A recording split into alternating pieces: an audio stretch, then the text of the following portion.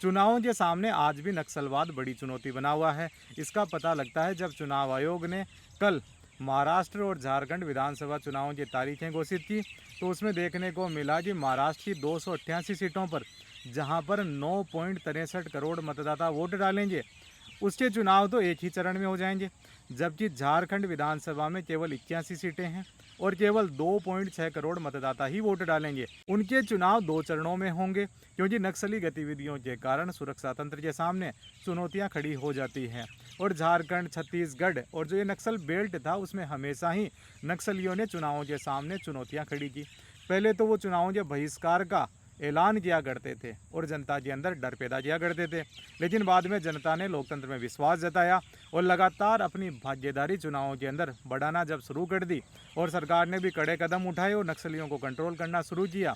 वहाँ पे हमारे पैरामिलिट्री फोर्सेज जब डिप्लॉय हुए, तो उस कारण से नक्सली गतिविधियों पे थोड़ी लगाम लगी। नक्सली चाहते हैं कि हमारी पैरेलल सरकार चले। वो जनता के शासन के नाम पे अपनी सरकार चलाना चाहते हैं, जो कि एक अराजक सरकार होती है, बिना चुनावों के चुनी हुई सरकार होती है, गैर लोकतांत्रिक सरकार होती है, और उससे वो अपना शासन चलाना चाहते हैं। जबकि नक्सल प्रभावित इलाकों के जो लोग थे, अब उन्होंने कहा कि हमारी लोकतंत्र में भागीदारी सुनिश्चित होनी चाहिए। लोकतंत्र पे उन्होंने विश्वास जताया।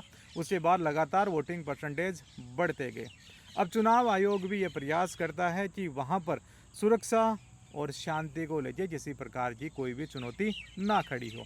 इसलिए बाकायदा 81 सीटें हैं, लेकिन वहाँ पर सुरक्षा तंत्र को पूरी मजबूती से काम में लिया जा रहा है।